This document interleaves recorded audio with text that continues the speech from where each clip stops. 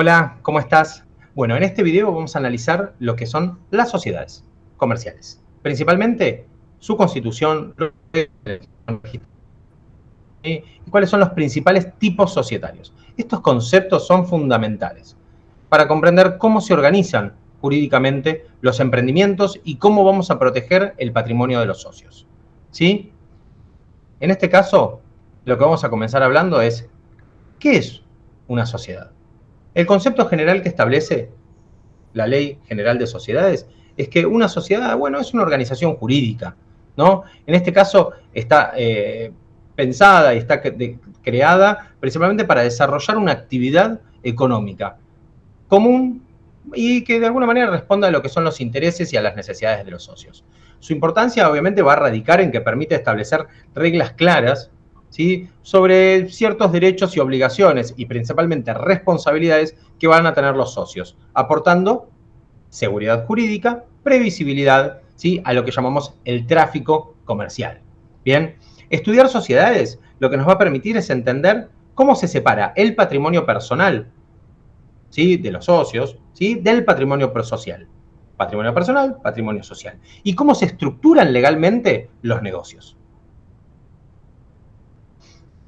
En cuanto a lo que tiene que ver con el acto constitutivo, ¿sí?, y la naturaleza jurídica de las sociedades, el acto constitutivo es un contrato plurilateral, ¿sí?, de organización que nos va a dar justamente origen a una persona jurídica distinta de la personalidad de cada uno de los socios. Estamos creando una persona distinta, ¿sí?, de las calidades mismo de lo que son los socios, porque los socios pueden ser personas físicas o jurídicas, pero acá estamos creando una nueva persona jurídica. A partir de este acto, lo que justamente estamos produciendo es una afectación patrimonial, es decir, estamos separando el patrimonio social del patrimonio personal. Bien, en este contrato, ¿sí?, en este acto constitutivo, en este contrato plurilateral, lo que vamos a hacer es fijar reglas claras, ¿sí?, internas, ¿sí?, principalmente internas, porque le estamos dando una identidad a la sociedad que lo que va a permitir es que pueda operar legalmente. ¿Cuáles son los elementos esenciales que entendemos existen en este acto constitutivo?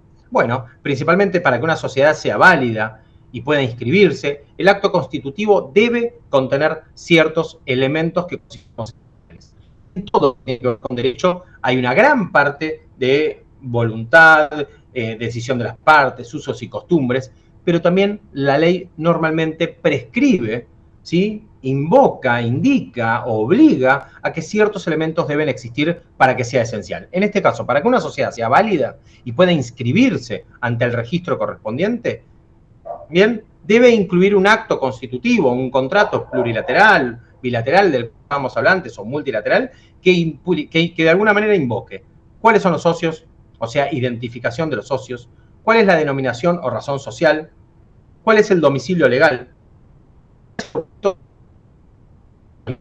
preciso, determinado o determinable al menos, cuál es el capital social, cómo se van a dar cómo se va a llenar ese capital social, cómo se va a completar ese capital social justamente a través de los aportes que hagan los socios.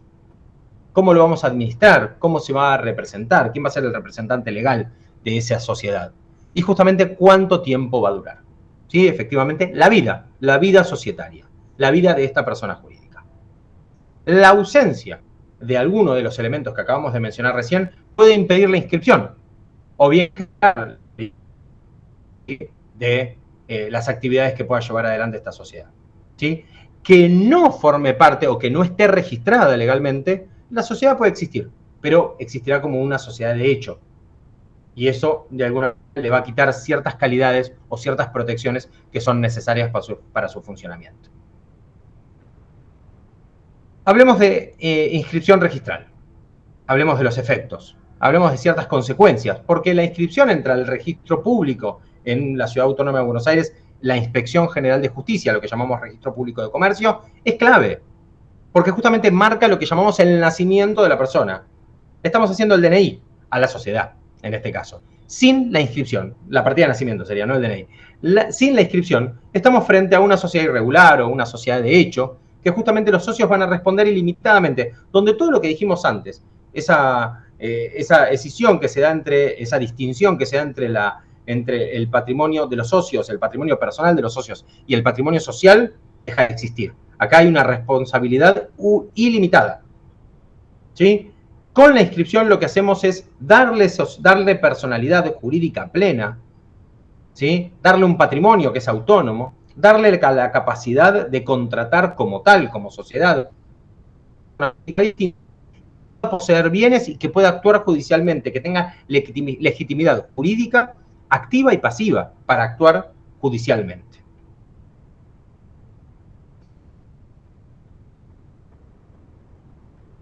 La Ley General de Sociedades nos da algunos tipos societarios. Nosotros la achicamos un poquitito más.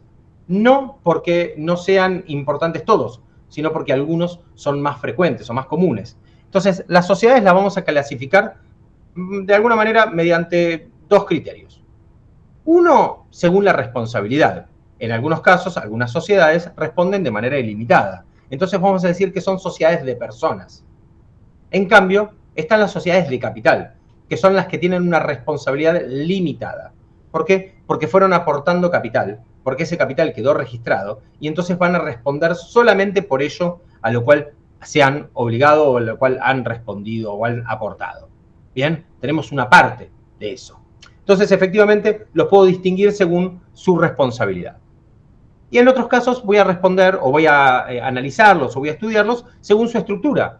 Voy a hablar de sociedades colectivas, puedo mencionar también sociedades de capital e industria, puedo hablar de sociedades en comandita simple, puedo hablar de sociedades en comandita por acciones, puedo hablar de las más conocidas, sociedades de responsabilidad limitada o sociedades anónimas.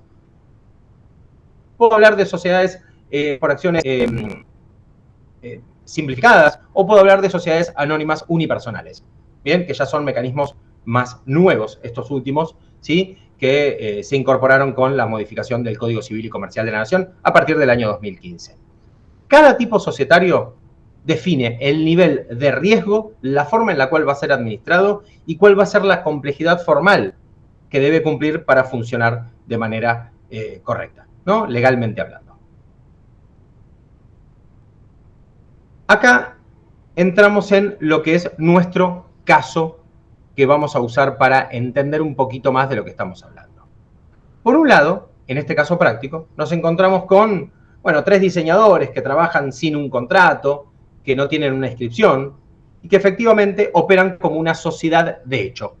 ¿Sí? Alguna vez seguramente nos encontramos con una nombre SH, sociedad de hecho.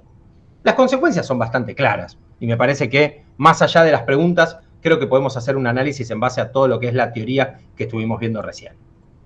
Por un lado, nos encontramos con que no hay personalidad jurídica. Por otro lado, nos encontramos con que la responsabilidad es ilimitada y solidaria. ¿Qué significa que es solidaria? Significa que cada uno de los socios, ¿sí? Sin importar su calidad, sin importar cuánto hayan aportado, van a responder por lo propio y por el total. Entonces yo como acreedor puedo ir contra uno, contra todos. El que tenga más plata es el que más me va a pagar. ¿Por qué? Porque como no hay un acto constitutivo registrado, ese acto constitutivo no va a ser oponible a los acreedores, no va a ser oponible a terceros. Entonces, a mí no me pueden decir, no, yo solamente te pago por el 30% que yo participo. No, no. Me voy a poder cobrar de uno el todo o en las partes que yo necesito. Entonces, la responsabilidad va a ser solidaria, no va a ser mancomunada, va a ser solidaria. Y en este caso, la deuda contraída, ¿sí?, por esta sociedad, que aparentemente es una sociedad de hecho de estos 3 diseñadores, responde con el patrimonio personal, porque la responsabilidad es ilimitada, entonces yo no me limito por el capital social, sino que voy más allá, no hay un velo societario, ¿sí? Voy a traspasar justamente la figura de la sociedad y voy a tocar el patrimonio personal, ¿bien? Aunque luego después se constituya como una SRL, o una sociedad por acciones, o una sociedad simplificada, la deuda previa no se transfiere a la nueva sociedad, ¿sí? ¿Qué es lo que yo creo que es importante para esto? Y un poco es la suma de las conclusiones, la suma de lo que son la información práctica y demás. En este caso se demuestra justamente que la personalidad jurídica no es algo que de alguna manera nosotros tenemos que ver como una suerte de lujo. ¿sí? Decir, bueno, no, el día de mañana tendremos personalidad jurídica. No, no. Es una herramienta de protección patrimonial para nuestro patrimonio personal, para también ofrecer un servicio que sea un servicio profesional, un servicio con seguridad jurídica, ¿sí? Elegir correctamente el tipo societario no solamente me permite limitar riesgos, sino también me está organizando el negocio y me está permitiendo operar con transparencia, me está permitiendo operar de buena fe. ¿Sí? Para los profesionales que son los profesionales de corretaje, que trabajan en el ámbito comercial, conocer cuál es el régimen societario es esencial, porque me va a permitir a mí saber con quién estoy trabajando, sea porque lo estoy asesorando, ¿sí? O sea porque tengo que resguardar sus intereses, ¿sí? Sean los propios, o sean los míos, o sean los de terceros, pero yo sé a quién tengo enfrente. Bueno, espero que les haya servido toda esta información, los ejemplos y por sobre todas las cosas, el caso y la resolución. Estamos trabajando en los próximos videos y nos vemos en la próxima. Gracias.